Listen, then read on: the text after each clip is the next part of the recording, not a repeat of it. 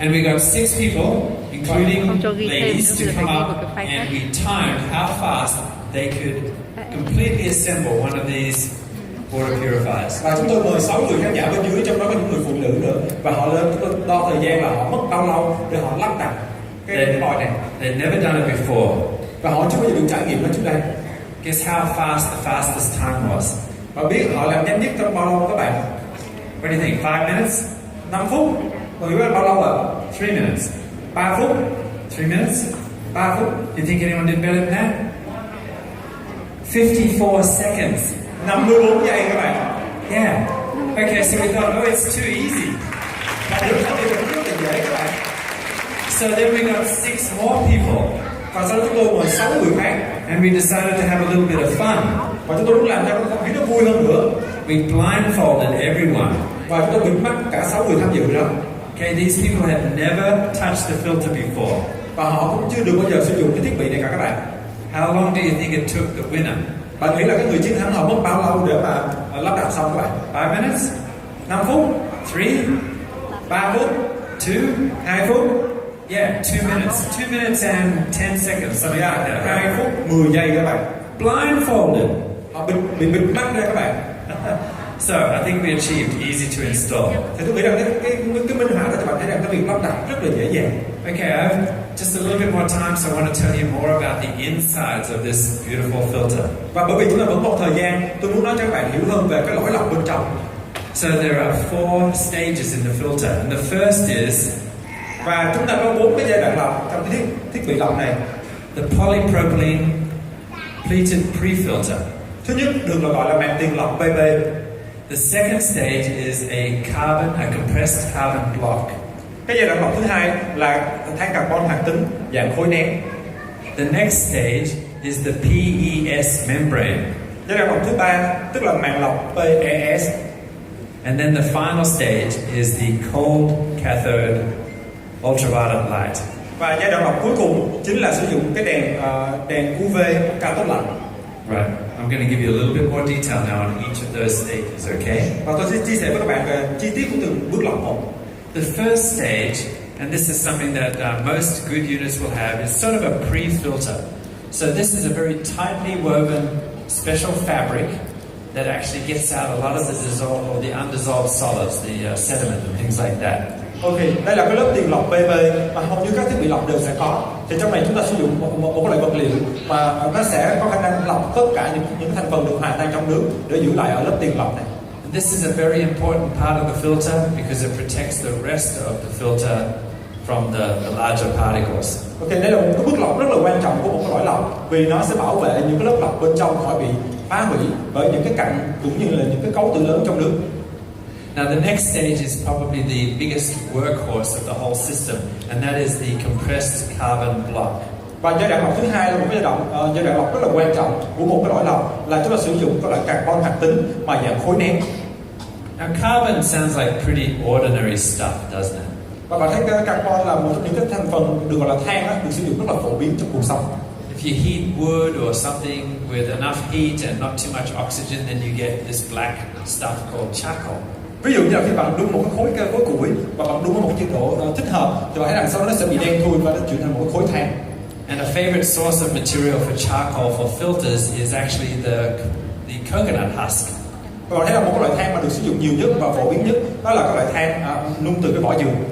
Now carbon itself in that form is not very special, but if you force superheated steam through it, then you actually open up a bunch of pores in the carbon, and now it becomes activated carbon.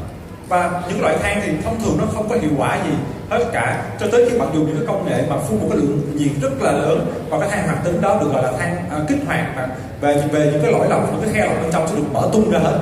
And activated carbon is capable of absorbing a whole lot of nasty things. Và cái than hoạt tính được kích hoạt đó thì có khả năng giữ lại rất nhiều những thành phần tạp chất trong nước của chúng ta. And one of the reasons is because it has a huge surface area. Và cái điều tuyệt vời là bởi vì khi mà bạn có khả năng kích hoạt được cái than hoạt tính này thì nó làm tăng cái diện tích tiếp xúc lên rất là đáng kể.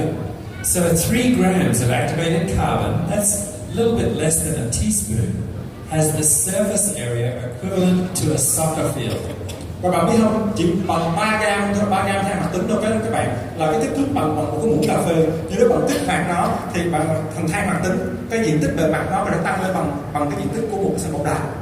Now there are three ways to put activated carbon into a water filter, and we want the best of those three ways.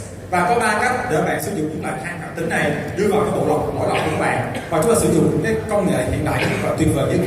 The first way is granulated carbon. Thứ nhất là chúng ta sử dụng than hoạt tính dạng hạt. So imagine a tube and you can pour granulated carbon into the tube. Bạn hãy tưởng tượng bạn có một cái ống và sau đó bạn đổ đầy vào đó những cái hạt than hoạt tính. And then you can put dirty water at the top of the tube, and clean water theoretically will come out of the bottom of the tube. Và bạn lấy một cái ly nước bẩn và bạn đổ vào trong cái ống đó, bạn hướng ra bên dưới là một cái lượng nước sạch hơn.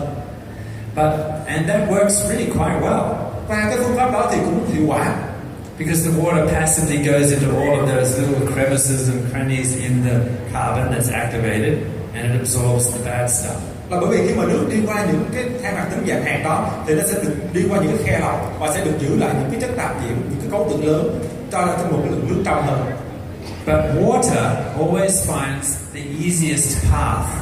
Nhưng mà bạn phải nhớ rằng về khoa học thì nước sẽ tìm cái đường đi nào dễ nhất để mà nó len lỏi theo. Right? You know that if you've ever had a leaky roof. Bạn biết phải mà, nếu như khi mà bạn thấy là nhà của bạn có những cái chỗ bị rò rỉ. And what happens with granulated carbon is often the water can form a river, a path, a channel through the carbon granules, so that some of the water ends up not being filtered at all. Và sau một thời gian bạn sẽ thấy rằng nước hình thành một cái đường đi nhất định trong cái than lọc bằng dạng hạt đó, thì nó sẽ đi theo cái đường lọc đó và ra ngoài, và tới cuối cùng thì bạn không thể lọc được nước sạch nữa. So we chose not to use granulated carbon. Và chính vì vậy chúng ta không dùng than hoạt tính dạng hạt. So we chose to use a carbon block filter. Và chúng ta muốn sử dụng một cái than hoạt tính nhưng mà dạng khối. Now there are two ways to make a carbon block, and we wanted to choose the best. Và có 2 cách để bạn tạo than hoạt tính dạng khối, và chúng ta sử dụng cái cách hiện đại nhất, tốt nhất. The first way is called extruded carbon block. Cái dạng thứ nhất là than hoạt tính dạng khối đặc. And with that, you get a bunch of the carbon powder, and you put in some water and some binder like a glue, and you stir it up, and then you push it through a machine. You squeeze it through a machine so that it comes out like a sausage at the other end. Thì cái cách sản xuất rất là đơn giản. Bạn lấy những than hoạt tính dạng hạt, sau đó bạn cho một loại số cái vật liệu lỏng vào để giống như những chất keo, nó sẽ kết dính những cái dạng hạt này với nhau thành một khối, và bạn đưa vào một cái khung và bạn nung nó để thành một than hoạt tính dạng khối đặc. But the problem with the extruded carbon block is that it's not very consistent. It's not the best form. Nhưng mà bạn hiểu rằng là với than hoạt tính là dạng khối đặc này thì nó không tạo nên một cái cấu trúc mà là đồng đều nhất bên trong. But it is cheap to build. Và nó rất là rẻ tiền trong cái quy trình sản xuất. So what should we go with at Pharmanex? Cheap to build or best available? Vậy thì bạn nhớ rằng là ở khoa học Pharmanex của chúng ta sử dụng phương pháp sản xuất rẻ tiền hay là phương pháp tốt nhất các bạn? Let me think. Okay, I vote best available, right? Là tôi nghe được cái chữ là tốt nhất. And the best available is actually compressed carbon block. Và cái công nghệ hiện đại nhất là chúng ta dùng than hoạt tính dạng khối nén. So you get a mold and you get the pure activated carbon, and you use huge pressure to press it into the mold. That's compressed carbon block. Là bạn dùng những cái than hoạt tính và bạn cho vào một cái khuôn, và sau đó bạn dùng một cái áp suất rất là cao và bạn nung nó với thành một cái khối than hoạt tính. Alright, so the carbon is wonderful because now you're able to remove all sorts of things. If the water smells bad, it gets rid of all those volatile organic compounds that make the water smell bad. Ok, và ở bước lọc thứ hai này thì than hoạt tính hoạt động rất là tuyệt vời khi mà nó có khả năng giữ lại toàn bộ những cái chất tạp nhiễm mà đang trong nước, cũng như là những cái thành phần về hữu cơ mà tạo mùi và bốc hơi trong nước, cũng như và những cái mùi trong nước sẽ được giữ lại hết sau cái lớp lọc thứ hai này. It can filter out and deactivate viruses, bacteria, cysts. Nó có thể giữ lại những loại như là vi khuẩn, virus, cũng như những cái nang bào tử sẽ được giữ lại ở giai đoạn lọc này. As well as chemicals that may find their way into your water. Thậm chí là những cái kim loại nặng, những hóa chất mà nó có len lỏi vào trong nguồn nước uống của chúng ta cũng sẽ được giữ lại ở cấp độ lọc thứ hai này. Chemicals like insecticides or pharmaceuticals all get filtered out with this activated carbon.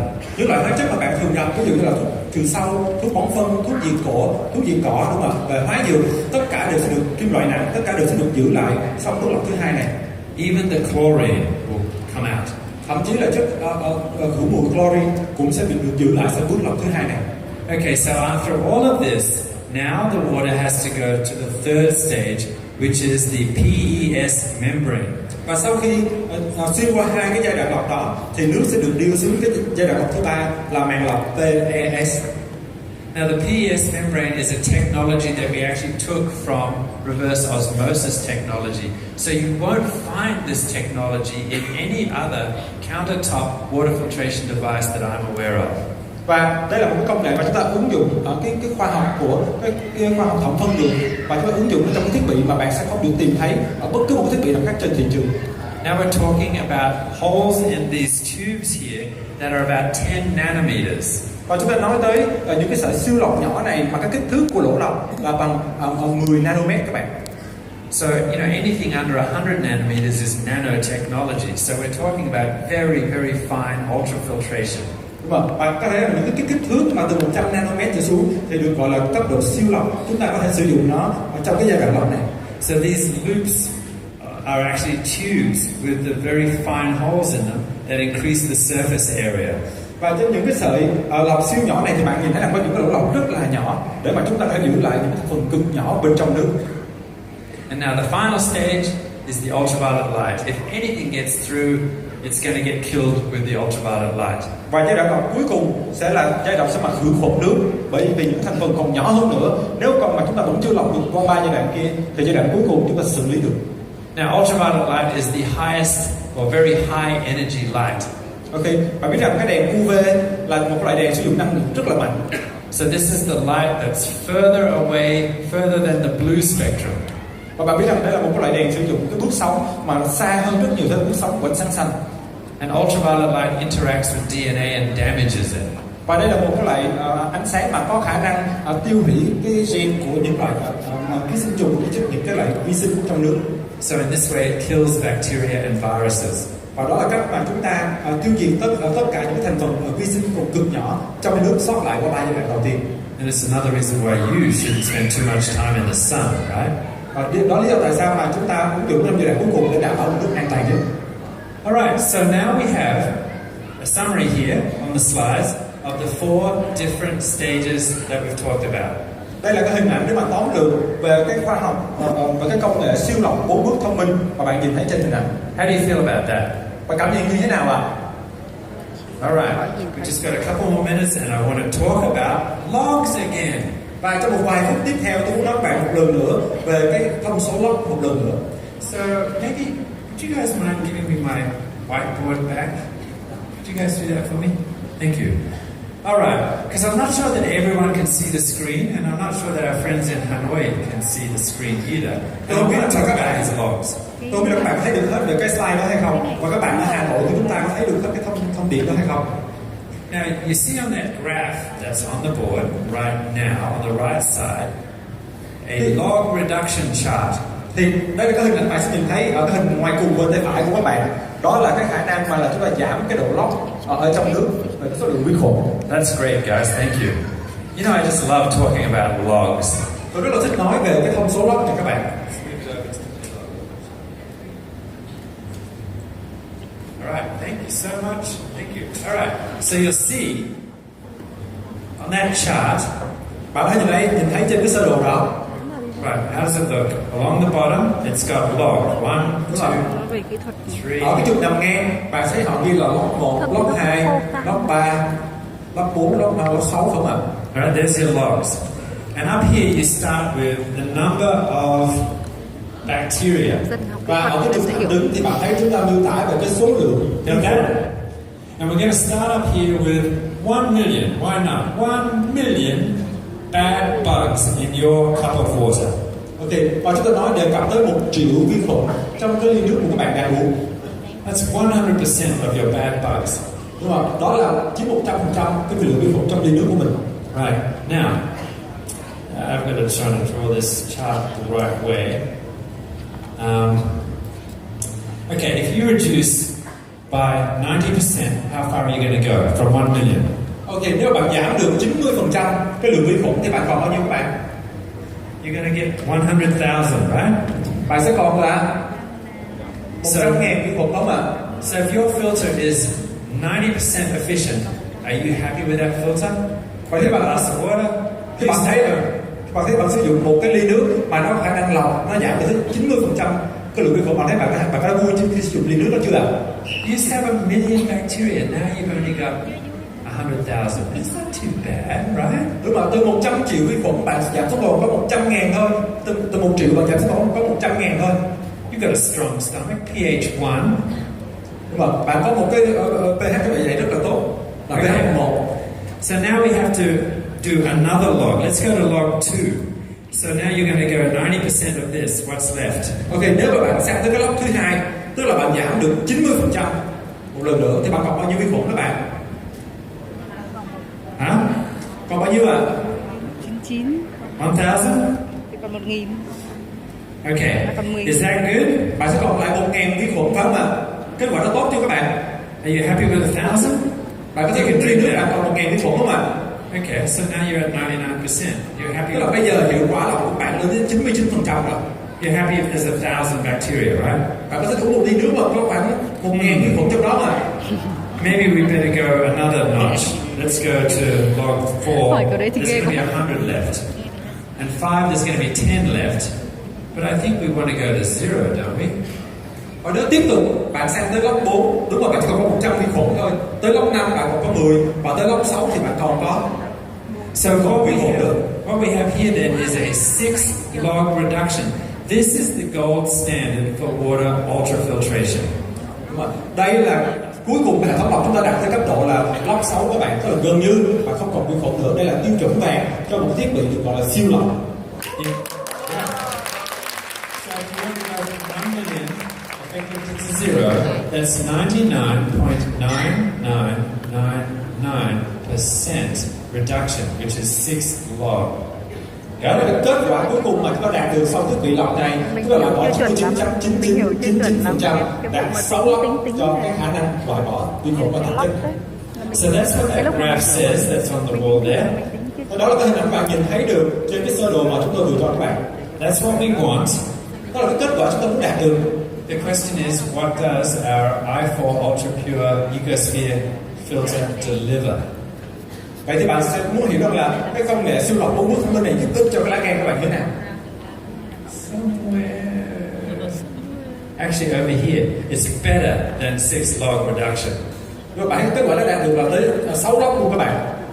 So no doubt, with this on your faucet, you can drink the water directly out of the faucet now after it's gone through the filter. You don't need to boil it anymore. This is ultra pure filtered water, healthy to drink, no doubts. Điều có nghĩa rằng là bạn không còn phải nghi ngờ, không còn phải lo lắng gì nữa. Vì cái ly nước của bạn có thể uống ly nước sạch ngay lập tức sau khi nó đi từ vòi qua cái hệ thống lọc chuyển đổi này.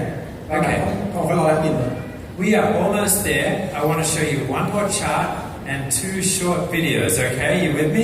Và chúng ta gần như sắp kết thúc và tôi muốn cho các bạn xem một đoạn video nữa, có được không ạ? Alright, so the next chart, I don't know if you can read it very well, but you're going to see all of the things that the filter can remove. So you're going to see that it removes viruses and bacteria and cysts and some of these, what do we call them, particles, right? Và bạn thấy rằng đây là cái sơ đồ nghiên cứu tiếp theo mà tôi muốn cho các bạn nhìn thấy. Đó là cái thống kê của chúng tôi về tất cả những thành phần chúng ta có thể loại bỏ được, như là vi khuẩn, virus, hóa chất, kim loại nặng vân vân. Certainly it will remove turbidity, Và nó mang lại cái hiệu quả lọc về độ trong của nước tức thời. things like lead, Những cái kim loại nặng như là chì vân vân, chlorine, chlorine, all of the things that you don't want in your water. tất cả những thứ mà bạn không muốn thấy trong cái ly nước uống của mình. But you'll notice the top line, Nhưng nếu bạn để ý trên cái hàng trên cùng, there's an X next to that. What is that? Can you read it? có một cái thành phần chúng ta sẽ không lọc, bạn nhìn thấy được mà. No. Dissolved salts.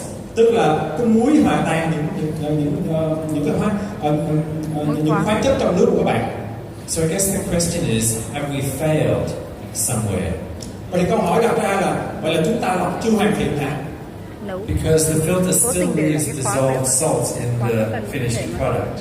Bởi vì sau khi lọc thì trong ly nước chúng ta vẫn còn lại chứa những cái khoáng chất trong nước. Right? So these dissolved salts are things like calcium, magnesium, Đây là khoáng chất như là canxi, magie mà cơ thể của bạn đang cần. And these are things that get dissolved in the water as they travel through rocks and things on their way through the river. Và đây là những khoáng chất thiên nhiên mà nó sẽ đi theo cái hệ thống nước từ trên núi và nó mang vào trong cái nguồn nước uống của các bạn. And if you get enough of these, you actually end up with what's called hard water. Và nếu bạn có đủ những cái thành phần đó, thực ra bạn đã uống cái nguồn nước rất là tốt. And I think in Ho Chi Minh City you have a fairly hard water, right? There's quite a lot of minerals in it. Và bạn biết là ở Việt Nam chúng ta có những cái trải nghiệm là về nước suối nguồn, phải không ạ? Bạn được trải nghiệm những thành phần nước khoáng trong đó. So, I guess the question is, are these dissolved salts okay to drink? Vậy câu hỏi đặt ra là những cái thành phần đó có an toàn để bạn uống hay không? The answer is yes, they are good, no problem, you should drink those, that's fine. Câu trả lời là chính xác, bạn cần nó.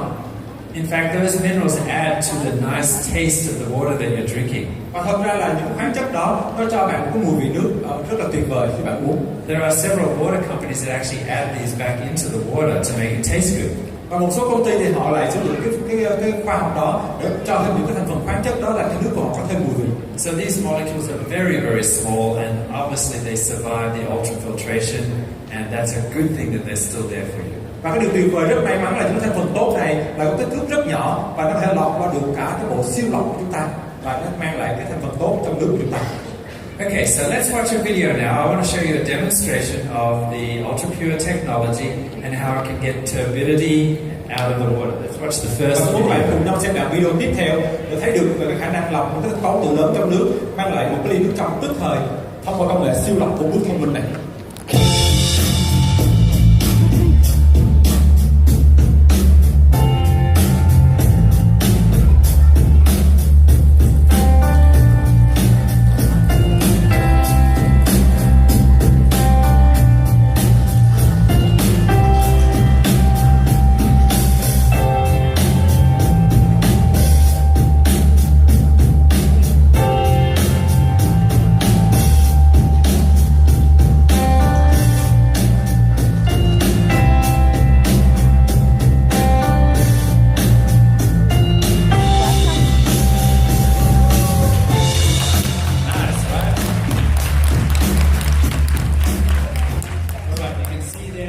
Turbidity and the nasty color was removed from the water very effectively.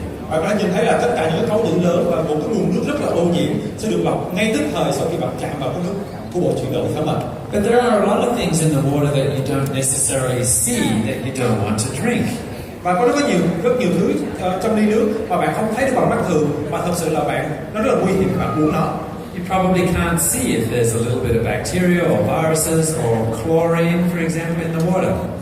Ví dụ bạn không thể thấy được là những cái vi khuẩn, nhưng mà những cái tạp chất như là chlorine vân trong nước bạn không thể thấy được. Let me talk a little bit about chlorine for a second. Tôi muốn nói các bạn là hiểu một tí xíu về cái tác động của clo vào cơ thể chúng ta. Your city uses chlorine because it is able to kill bacteria in the water, right? Chúng ta biết rằng là nhà máy xử lý nước thì họ phải sử dụng clo để mà khử vi khuẩn trong nước phải không ạ? So for that reason, chlorine is good. It's great that they add it. It makes the water much safer to drink. Và đó là lý do mà tại sao chúng ta phải thêm clo vào trong nước, bởi vì nó thật sự là an toàn để mà khử mùi nước cho chúng ta. But it doesn't smell good. Nhưng mà cái mùi của nó không có được tốt không các bạn? And it's good for cleaning swimming pools. Và họ dùng nó để mà làm vệ sinh nước hồ bơi. But you don't usually drink the water from a swimming pool, right? Và chúng ta thì không muốn uống cái ly nước lấy từ hồ bơi không ạ? And in fact, there's a lot of science that is starting to emerge about the importance of friendly bacteria that live in your GI tract. Và có những nghiên cứu về khoa học đã cho thấy rằng là trong đường tiêu hóa của chúng ta cần rất nhiều loại vi khuẩn tốt mà phải sinh sống bên trong đó. We now know that your systemic health actually depends upon healthy colonies of friendly bacteria in the GI tract. Và chúng ta biết rằng là cái sức khỏe tổng quát của một cơ thể người thì cần cái sự sống sót của tất cả các loại vi khuẩn tốt và cần thiết cho tiêu hóa của chúng ta. And chlorine in your drinking water actually can disrupt those colonies of friendly bacteria. Và clo trong cái nguồn nước uống của các bạn thì thật sự sẽ tiêu diệt một số loại vi khuẩn tốt trong đường tiêu hóa của các bạn và ảnh hưởng tới quá trình tiêu hóa. So once chlorine has done its job and it's killed the bacteria in the water, it's time to remove it from the water so that you have the best drinking experience. Vậy thì đúng ra là clo sau khi mà thực hiện chức năng của nó là tiêu diệt vi khuẩn trong nước thì nó mới được loại bỏ khỏi nước để mà trước khi chúng ta uống phải không ạ? Okay, so I'm going to show you another video now that shows that you can tell whether or not there's chlorine left in the water after it's been filtered. So let's have a look at that. Và tôi muốn chuyển thành sang video thứ hai này.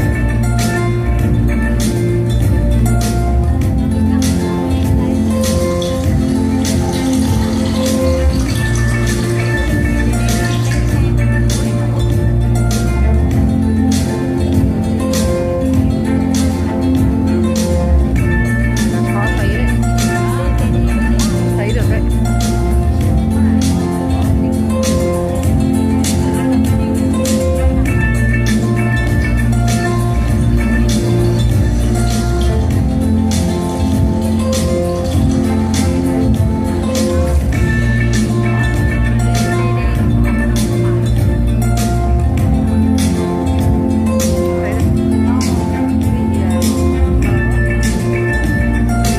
Ở đây nhìn được mà không quay được đâu nhé.